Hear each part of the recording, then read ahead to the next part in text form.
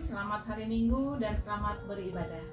Semoga semua dalam keadaan sukacita dan sehat selalu. Kebaktian hari ini, Minggu 28 Juni 2020, kita dilayani oleh Pendeta Budi Triadi Kaidun, STH, dengan tema Not Mine But Yours, yang artinya bukan milik saya, tapi milikmu. Jemaat diundang untuk bangkit berdiri. Kita akan bernyanyi dari PKJ 7 bait 1 dan 2.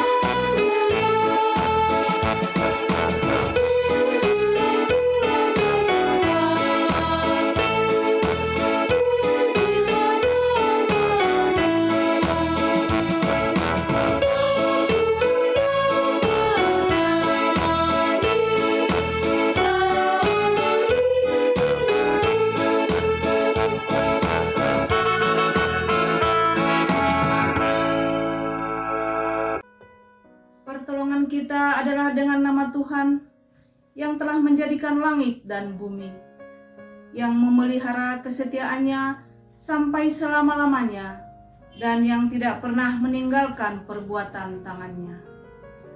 Anugerah dan damai sejahtera dari Allah Bapa, Anak dan Roh Kudus menyertai kita sekalian. Amin. Nas pembimbing dalam kebaktian Minggu pagi hari ini terambil dari Amsal 3 ayat 5. Demikian firman Tuhan. Percayalah kepada Tuhan dengan segenap hatimu, dan janganlah bersandar kepada pengertianmu sendiri. Saudara-saudara yang Tuhan kasih, mari kita memasuki pelayanan firman Tuhan pada saat ini. Dan saya mengajak kita untuk bersama-sama memohon pertolongan Roh Kudus di dalam doa. Mari kita berdoa. Bapa di dalam surga, pada saat ini sungguh dengan sukacita kami datang kembali kepada Tuhan. Setelah sekian lama kami beraktivitas dan kami sekarang datang untuk mencari apa yang menjadi kehendak Tuhan yang harus kami lakukan di dalam kehidupan kami sehari-hari. Sebagai manusia yang lemah, tentu banyak hal yang bisa merintangi hadirnya firman Tuhan dengan baik dalam hidup kami. Karena itu ya Bapa, kiranya Roh Kudus menolong kami, memberikan kepada kami hikmat kebijaksanaan supaya melalui firman itu kami boleh mendapatkan hal-hal baru dalam kehidupan kami. Dalam nama Yesus Kristus kami berdoa. Amin. Bapak Ibu Saudara-saudara yang Tuhan kasih, mari kita membuka Alkitab kita. Pada saat ini diambil dari kitab Kejadian pasal 22 ayat 1 sampai 14. Demikian firman Tuhan. Setelah semuanya itu, Allah mencoba Abraham. Ia berfirman kepadanya, Abraham. Lalu sahutnya, ya Tuhan. Firman-Nya, ambillah anakmu yang tunggal itu yang engkau kasihi, yakni Ishak. Pergilah ke tanah Moria dan persembahkanlah dia di sana sebagai korban bakaran pada salah satu gunung yang akan kukatakan kepadamu.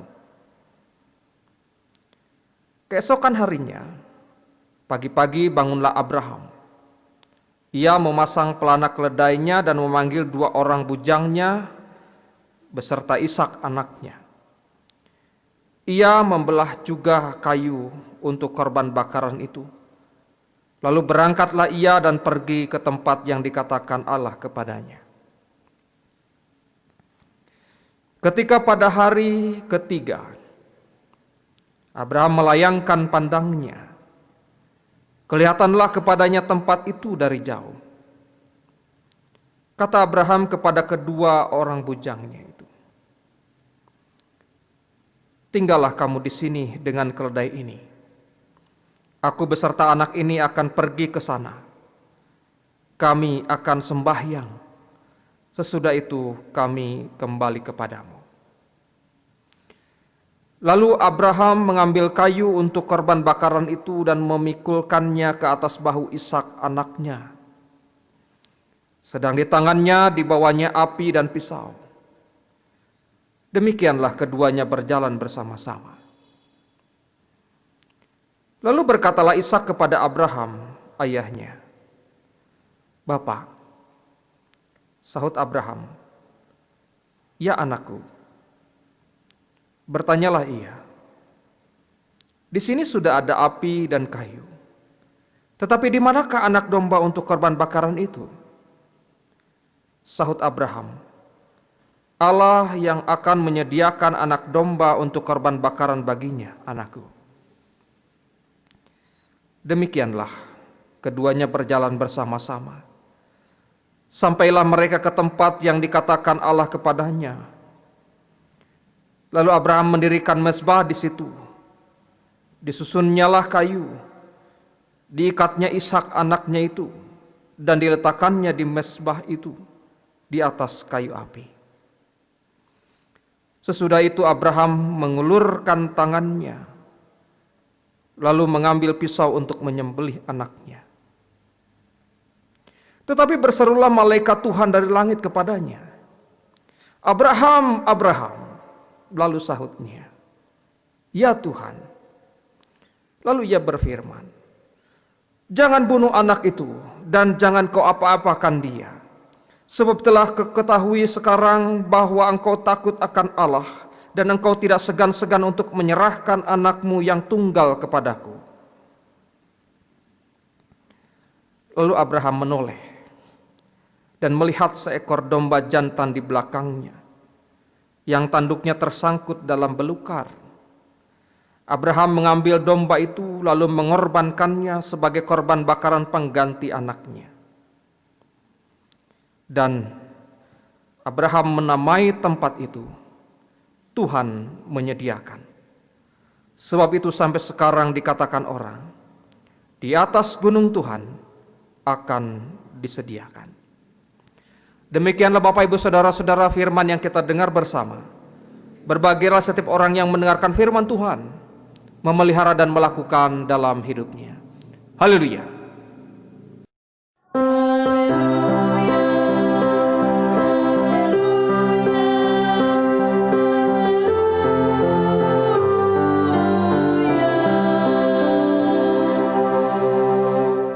Bapak Ibu Saudara-saudara yang Tuhan kasih, mari kita memasuki renungan pada saat ini dengan tema Not mine but yours. Bukan milik saya tapi milikmu. Saudara-saudara yang Tuhan kasih, peristiwa dalam perikop ini kemungkinan terjadi tidak lama setelah peristiwa diusirnya Hagar beserta Ismail oleh Abraham dalam pasal 21 ayat 10. Setelah peristiwa itu, Allah mencoba Abraham untuk mempersembahkan Ishak di salah satu gunung di tanah Moria. Allah menguji Abraham apakah ia rela mempersembahkan Ishak yang saat itu sudah menjadi anak tunggal Abraham pasca pengusiran Hagar dan Ismail anak terkasih. Dan bukan sebuah kebetulan kalau Allah menyebut Ishak sebagai anak tunggal Abraham saat itu. Padahal Abraham memiliki anak lain, yaitu Ismail. Saya tidak akan membahasnya di sini. Pasti ada makna khusus di balik ini semua. Saudara-saudara yang Tuhan kasih, dalam perikop ini, Tidak secara tersurat dikatakan bagaimana perasaan Abraham ketika Allah berfirman demikian. Bagi Abraham, saudara-saudara, tentu ini adalah sebuah perjumpaan yang menjadi dilema seperti buah simalakama. Menaati perintah Allah berarti ia akan kehilangan lagi anaknya setelah ia usir Ismail. Ia akan dinilai sebagai orang tua yang gila karena memang mengorbankan anaknya sendiri. Tapi pada sisi lain, saudara-saudara, bila mengabaikan perintah Allah berarti wujud pembangkangan iman. Padahal bagaimana Allah begitu baik selama ini. Allah begitu peduli pada kegalauan hati Abraham dan Sarah yang menjadi pergumulan terbesar dalam hidup keluarga mereka. Dan saya yakin saudara-saudara, dilema yang sangat besar, sangat berat sedang dialami Abraham seusai menerima perintah Allah saat itu. Mungkin Abraham merenungkan perintah Allah itu dan butuh waktu yang tidak sedikit. Walau tidak secara eksplisit saudara-saudara kita temukan momen tersebut, namun dalam waktu 24 jam atau sehari semalam Abraham harus mengambil keputusan. Dan biasanya jika kita dalam posisi demikian, saat itulah kegalauan hati menyerang. Emosi memuncak, pikiran kacau, jantung berdebar kencang, tarikan nafas semakin cepat, duduk tidak tenang, diam gelisah, tidur tidak nyenyak, makan pun tak enak. Kira-kira itu jugalah yang mungkin dialami oleh Abraham pada saat itu. Dan di sini saudara-saudara, Abraham sangat bergumul dengan apa yang menjadi kehendak Tuhan. Semua gejolak di dadanya coba ia kendalikan dalam sebuah perenungan, penghayatan iman. Penghayatan iman seperti apa? Bapak Ibu saudara-saudara yang Tuhan kasih, seluruh tindakannya kemudian mencerminkan penjelasannya. Namun yang pasti, Abraham melakukan dan tunduk kepada apa yang Allah perintahkan kepadanya. Abraham benar-benar taat dan serius atas apa yang diperintahkan Allah kepadanya. Artinya apa saudara-saudara? Artinya dalam perenungan dilihat dari kacamata iman Abraham kepada Allah. Bagi Abraham, saudara-saudara, Ishak memang anak biologisnya dari Sarah. Tapi bagaimana proses yang melatar belakangi lahirnya Ishak ke dalam dunia dalam Kejadian 17 ayat yang pertama dan Kejadian 18 ayat yang ke-11. Adapun Abraham dan Sarah telah tua dan lanjut umurnya dan Sarah telah mati haid. Kejadian 21 ayat 5. Adapun Abraham berumur 100 tahun ketika Ishak anaknya lahir baginya. Usia suami istri yang sudah tua dan Sarah mati haid alias mandul menyadarkan Abraham atas kehadiran Ishak. Itu hanya karena kehendak Allah. Jadi Ishak sesungguhnya milik Allah. Not mine but yours. Luar biasa. Penghayatan iman dan kontemplasi atau perenungan yang luar biasa saat itu sudah sampai pada level atau titik tertinggi bagi seorang manusia. Sekali lagi saudara-saudara, ini adalah buah penghayatan dan kontemplasi iman yang luar biasa. Lalu apa yang Abraham lakukan? Abraham benar-benar dapat meyakinkan Ishak bahwa tidak akan ada yang terjadi dan tidak menimbulkan kecurigaan.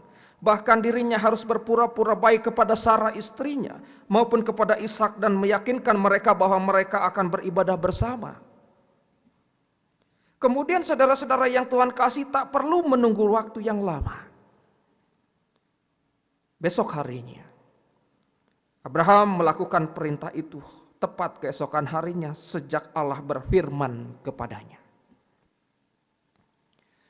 Ia pergi dengan Ishak beserta 2 bujangnya, keledai beserta segala keperluan yang biasa dibawa untuk mempersembahkan korban bakaran. Ia bawa, yaitu kayu bakar, pisau, api, kecuali hewan kurban yang kemudian sempat ditanyakan oleh Ishak pada ayat yang ke-8. Setelah 3 hari perjalanan yang cukup melelahkan dalam pasal 22 ayat yang keempat. Perjalanan itu tempuh dari tanah orang Filistin, pasal 21 ayat 34, daerah Gerar.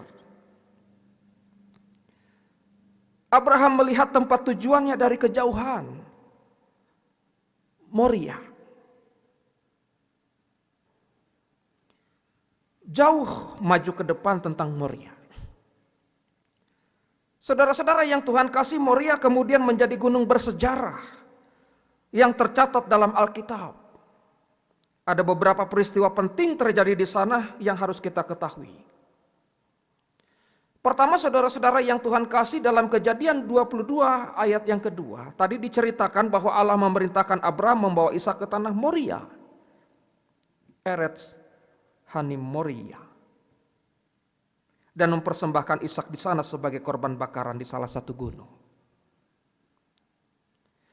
Peristiwa yang kedua, saudara-saudara, dalam 2 Tawarik pasal 3 ayat 1 sampai 2. Di situ dikatakan bait suci Salomo terletak di gunung Moria. Behar Hamoria, yaitu tempat pengirikan Oman orang Yebus. Dan peristiwa yang ketiga, saudara-saudara, Moria adalah tempat Allah menampakkan diri kepada Daud dalam pasal 3 ayat yang pertama.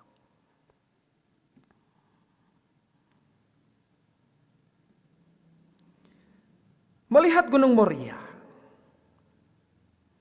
ia segera meminta 2 bujangnya yang bersamanya untuk tinggal dari kejauhan. Sementara ia bersama Ishak melanjutkan perjalanan hingga ke salah satu gunung di tanah Moria. Lalu Abraham mengambil kayu untuk korban bakaran itu dan memikulkannya ke atas bahu Ishak anaknya. Sedang di tangannya dibawanya api dan pisau. Demikianlah keduanya berjalan bersama-sama. Saudara-saudara yang Tuhan kasih, di tengah perjalanan, lalu berkatalah Ishak kepada Abraham, ayahnya. "Bapa," sahut Abraham. "Ya anakku." Bertanyalah ia, "Di sini sudah ada api dan kayu, tetapi di manakah anak domba untuk korban bakaran itu?" Sahut Abraham, "Allah yang akan menyediakan anak domba itu untuk korban bakaran baginya, anakku." Bapak Ibu saudara-saudara yang Tuhan kasih, apakah itu sebuah jawaban yang prestisius? Itu suatu hal yang bersifat mengesankan, supaya terhormat, bermartabat, bahkan bergengsi. Atau saudara-saudara, apakah jawaban itu hanya untuk menghibur Ishak yang tidak tahu kalau dia sendiri yang akan dikorbankan? Atau adalah sebuah keyakinan iman? Saya memahami saudara-saudara yang Tuhan kasih, jawaban Abraham adalah sebagai sebuah keyakinan iman. Mengapa demikian? Karena sejak awal saudara-saudara, Abraham telah memiliki iman yang teguh tentang Allah. Dia tidak pernah ragu tentang kemahakuasaan Allah. Jadi jawaban itu adalah sebuah keyakinan iman tentang Allah yang luar biasa. Dan kembali kita lihat dalam diri Abraham di sini. Kemudian saudara-saudara yang Tuhan kasih, setelah tiba di tempat yang dituju, lalu Abraham mendirikan mezbah di situ, disusunnyalah kayu, diikatnya Ishak anaknya itu. Sampai pada saat bagian ini saudara-saudara, Alkitab tidak mencatat adanya penolakan atau perlawanan dari Ishak. Sepenuhnya saudara-saudara Ishak menuruti perintah ayahnya.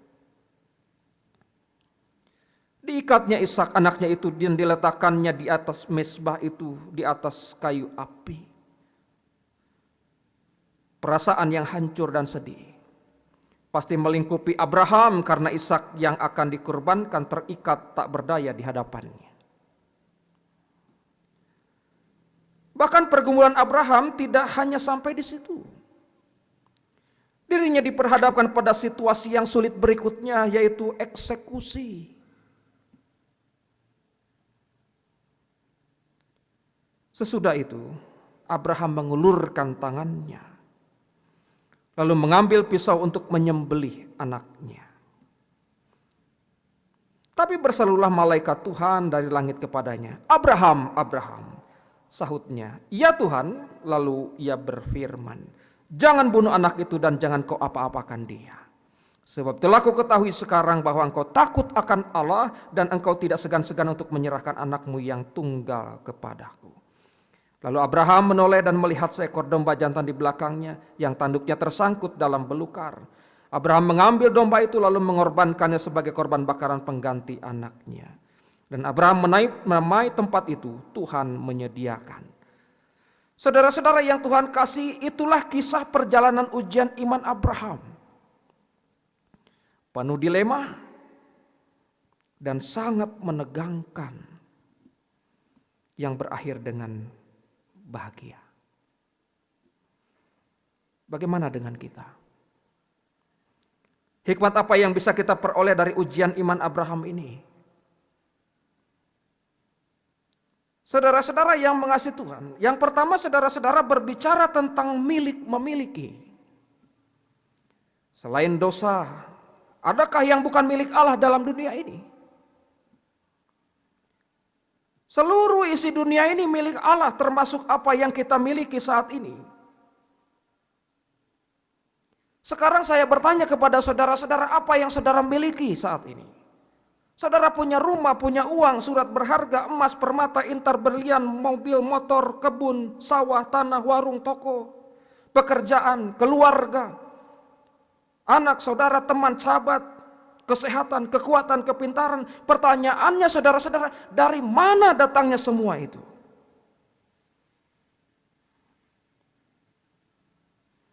Yohanes 15 ayat yang kelima. Demikian firman Tuhan. Akulah pokok anggur dan kamulah ranting-rantingnya. Barang siapa tinggal di dalam aku dan aku tinggal di dalam dia, ia berbuah banyak. Sebab di luar aku kamu tidak dapat berbuat apa-apa. Artinya saudara-saudara, semua yang kita peroleh saat ini dari Tuhan. Itu adalah berkat dari Tuhan. Kembali saudara-saudara, mari kita bercermin kepada kisah perjalanan iman Abraham ini. Tidak segan-segan ia menyerahkan apapun yang ada padanya bila Tuhan menginginkannya. Sudahkah penghayatan seperti itu kita miliki untuk banyak hal yang kita miliki saat ini?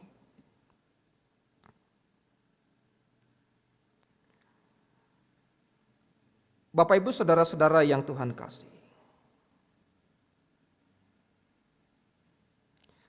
Kadang kita merasa kecintaan kita kepada apa yang kita miliki sangat besar. Melebihi kecintaan kita kepada Allah. Lalu berujung pada sikap tidak rela meskipun Allah memintanya dari kita, walau hanya 1/10 saja dari penghasilan kita.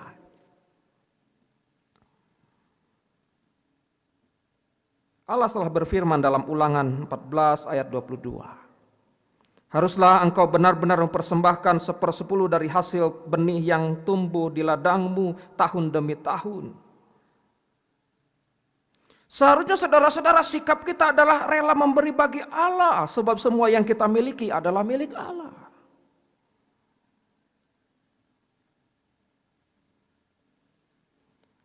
Amsal 3 ayat 9-10 mengatakan demikian. Muliakanlah Tuhan dengan hartamu dan dengan hasil pertama dari segala penghasilanmu. Maka lumbung-lumbungmu akan diisi penuh sampai melimpah-limpah dan bejana pemerahanmu akan meluap dengan air buah anggurnya. Sesungguhnya saudara-saudara yang Tuhan kasihi, Tuhan tidak menginginkan harta kita, Tuhan tidak menginginkan apa yang kita miliki, tapi karena Dia adalah pemilik segalanya, hari ini Tuhan menghendaki melatih kita, melatih saudara untuk memberi lebih dulu sebelum kita menerima sesuatu. Bukankah Tuhan yang menyediakan benih bagi penabur? Bukankah Tuhan yang menyediakan roti untuk dimakan? Ia juga yang akan menyediakan benih bagi kamu dan melipat gandakannya dan menumbuhkan buah-buah kebenaranmu. Kamu akan diperkaya dalam segala macam kemurahan hati. Dalam 2 Korintus 9 ayat 10-11.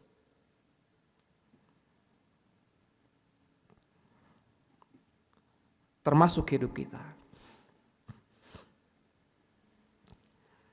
Saudara-saudara yang Tuhan kasih, kita sudah ditebus dengan harga yang mahal. Dalam Efesus 1 ayat 14. Dan Roh Kudus itu adalah jaminan bagi kita sampai kita memperoleh seluruhnya, yaitu penebusan yang menjadikan kita milik Allah untuk memuji kemuliaan-Nya. Dalam 1 Petrus 2 ayat 9. Tetapi kamulah bangsa yang terpilih, imamat yang rajani, bangsa yang kudus, umat kepunyaan Allah sendiri, supaya kamu memberitakan perbuatan-perbuatan yang besar dari Dia yang telah memanggil kamu keluar dari kegelapan kepada terang-Nya yang ajaib. Artinya saudara-saudara, hidup kita adalah milik Allah. Jadi saudara-saudara, berikanlah kepada Allah apa yang menjadi milik Allah. Ada ungkapan demikian. Hidup itu Allah yang berikan. Kita yang jalankan dan orang lain yang komentarin.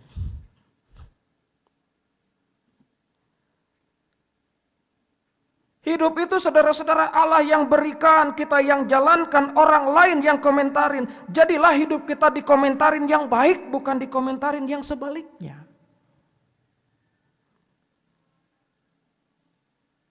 Ini pesan yang pertama. Yang kedua, saudara-saudara, Ishak yang menjadi milik Allah itu harus memikul kayu untuk korban bakaran bagi dirinya sendiri.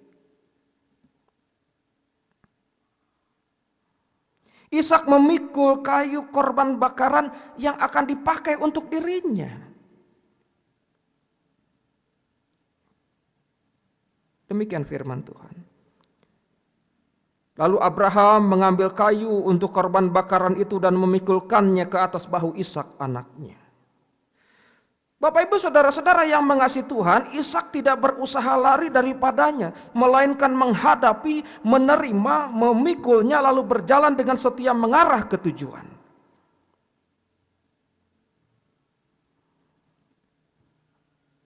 Saya mengajak kita untuk menghayati peristiwa pengorbanan Yesus Kristus di salib.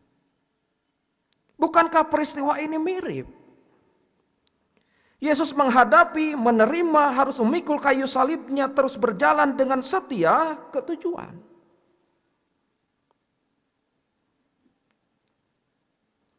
Bapak ibu saudara-saudara yang Tuhan kasih, kita yang sudah menjadi milik Allah harus bersedia dan berani memikul salib. Yaitu pergumulan kita setiap hari. Setiap hari saudara-saudara. Lukas 9 ayat 23 mengatakan demikian. Katanya kepada mereka semua, setiap orang yang mau mengikut aku, ia harus menyangkal dirinya, memikul salibnya setiap hari dan mengikut aku.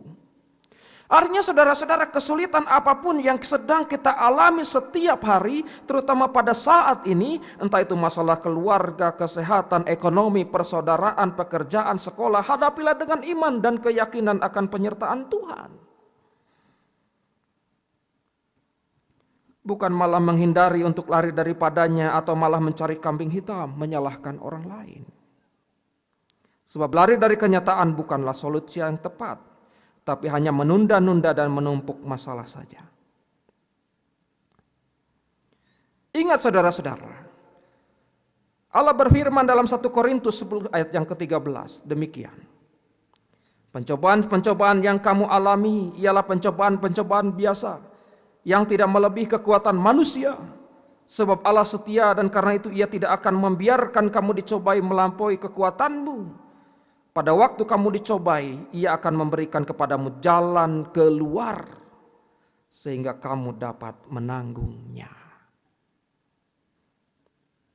Dengan catatan, hadapilah bersama Tuhan. Yang ketiga, saudara-saudara yang Tuhan kasih, meneladani Ishak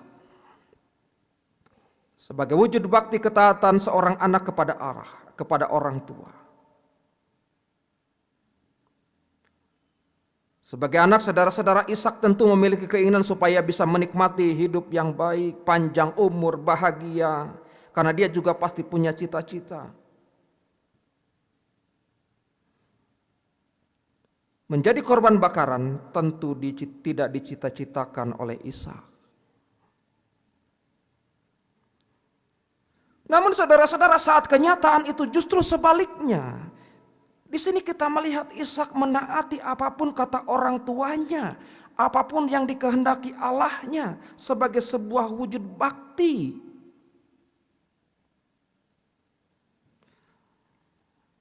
Mungkin sebagian kita akan berpikir Ishak tidak punya pendirian untuk dirinya sendiri. Saudara-saudara, setiap orang boleh menilai apapun tentang Ishak. Tapi di sini Ishak menunjukkan ketaatan iman kepada orang tua dan Allahnya. Dan ketika itu dilakukan, tidak ada penyesalan. Saudara-saudara yang Tuhan kasih, wujud bakti ketaatan kepada orang tua bermacam-macam. Di antaranya terdapat dalam hukum Allah, Keluaran 20 ayat 12, demikian firman Tuhan. Hormatilah ayahmu dan ibumu supaya lanjut umurmu di tanah yang Tuhan Allahmu berikan kepadamu. Karena saudara-saudara, hidup kita sudah menjadi milik Allah, maka panggilan hidup kita saat ini adalah menaati setiap perintah Allah melalui orang tua kita. Melawan orang tua sama dengan melawan Allah. Melawan orang tua, saudara-saudara, tidak akan berakhir dengan kebahagiaan. Tapi Ishak di sini meneladankan kepada kita sekalian. Menghormati orang tua, berbakti kepada orang tua, berakhir dengan kebahagiaan. Mengapa harus demikian? Karena kita adalah milik Allah. Tuhan memberkati saudara. Amin.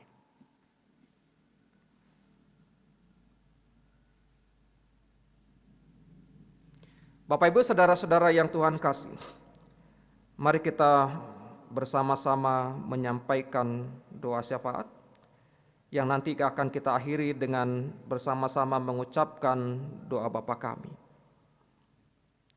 Mari kita berdoa.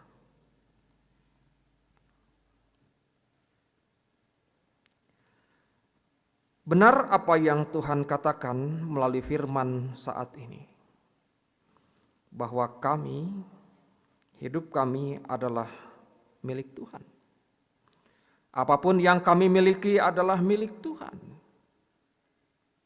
Karena itu kerelaan hatilah yang harus kami tunjukkan kepada Tuhan ketika Tuhan memintanya.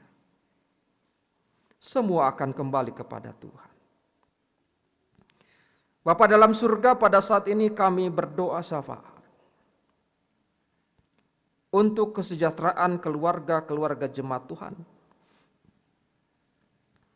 Khususnya di Hari Keluarga Nasional pada tanggal 29 Juni yang akan kami peringati nanti. Berkati Tuhan setiap keluarga-keluarga umat Tuhan dimanapun berada. Tolong kami ketika kami bergumul dan berjuang menghadapi segala sesuatu di dalam kehidupan kami. Banyak hal yang membuat hidup kami tidak mudah, tetapi kami percaya kuasa Tuhan jauh lebih besar dari segala persoalan yang kami hadapi. Kami menyerahkan anak-anak kami supaya Tuhan memberkatinya, menolong mereka sehingga mereka menjadi anak-anak yang baik. Kami juga memberkati setiap orang tua kami. Tuhan hadir, kiranya Engkau datang menjumpai, memberkati mereka. Berikan kesehatan, kekuatan kepada setiap orang tua kami. Berikan juga kepada mereka hati yang bijaksana untuk bisa menjadi teladan bagi kami sebagai orang-orang yang muda. Bapa dalam surga, kami juga berdoa bagi peran keluarga-keluarga dalam pelayanan di jemaat. Banyak hal yang bisa dilakukan oleh keluarga-keluarga umat Tuhan untuk mendukung setiap pelayanan-pelayanan yang ada, teristimewa dalam ibadah di rumah di masa-masa pandemik ini. Berikan kepada setiap kami untuk saling mengingatkan, saling mendoakan satu dengan yang lain dalam keluarga jemaat Tuhan. Kami juga teringat bagi peran keluarga dalam pendidikan anak-anak. Sebab dalam keluargalah waktu bagi anak-anak mengalami proses pendidikan lebih banyak. Kantu ya Bapa, berikan kemampuan bagi kami sebagai orang tua untuk bisa mendidik anak-anak kami. Ampunkan kesalahan kami jika selama ini sebagai orang tua kami mengabaikan pendidikan mereka. Bapa dalam surga, kami juga berdoa bagi setiap para pelayan jemaat Tuhan, pendeta, majelis jemaat, pengurus komisi, segenap panitia. Tuhan berkati mereka, agar gerak langkah mereka selalu bersinergi satu dengan yang lain untuk kemuliaan nama Tuhan. Juga kami berdoa untuk bangsa dan negara kami di tengah-tengah masa pandemik ini. Bantulah para pemerintah supaya mereka bisa mengerjakan tugas tanggung jawabnya dengan baik, didukung oleh seluruh rakyatnya, sehingga bisa memutus mata rantai pandemik ini dan kami bisa beraktivitas kembali dengan normal.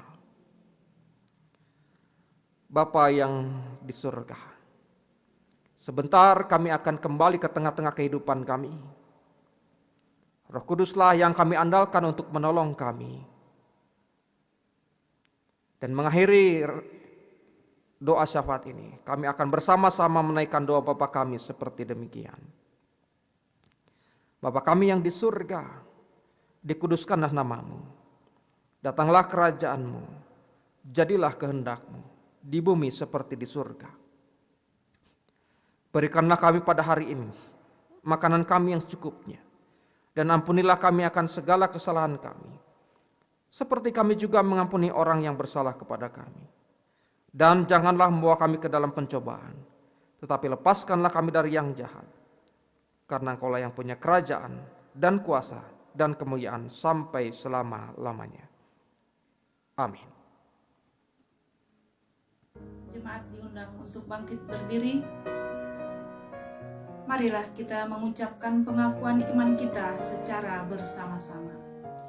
Aku percaya kepada Allah Bapa yang Maha Kuasa, Khalik langit dan bumi, dan kepada Yesus Kristus anaknya yang tunggal Tuhan kita, yang dikandung daripada Roh Kudus, lahir dari anak darah Maria, yang menderita di bawah pemerintahan Pontius Pilatus, disalibkan, mati dan dikuburkan, turun ke dalam kerajaan maut, pada hari yang ketiga bangkit pula dari antara orang mati, naik ke sorga, duduk di sebelah kanan Allah Bapa yang Maha Kuasa, dan akan datang dari sana untuk menghakimi orang yang hidup dan yang mati.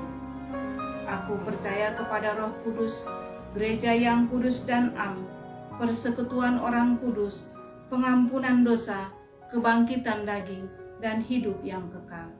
Marilah kita memberikan persembahan syukur kita dengan mengingat firman Tuhan yang terambil dari Amsal 3 ayat 9 sampai 10 yang berkata, "Muliakanlah Tuhan dengan hartamu dan dengan hasil pertama dari segala penghasilanmu, maka lumbung-lumbungmu akan diisi penuh sampai melimpah-limpah, dan bejana pemerahanmu akan meluap dengan air buah anggurnya."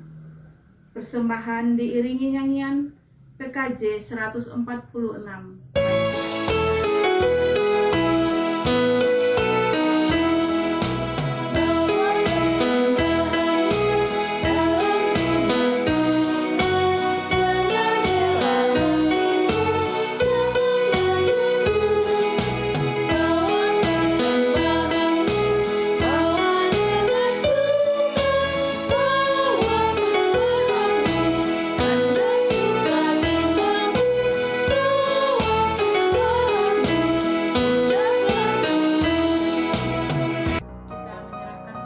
kita kepada Tuhan.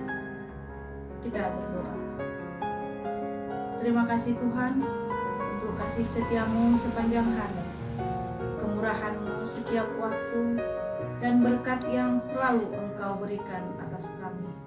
Terima kasih Tuhan untuk pengalaman kehidupan sepekan yang lalu. Saat ini kami memberikan persembahan. Tuhan kuduskan persembahan ini untuk pelayanan gereja. Amin. Nyanyian penutup dari Kidung Jemaat 362. Bait 1. Aku milikmu, Yesus.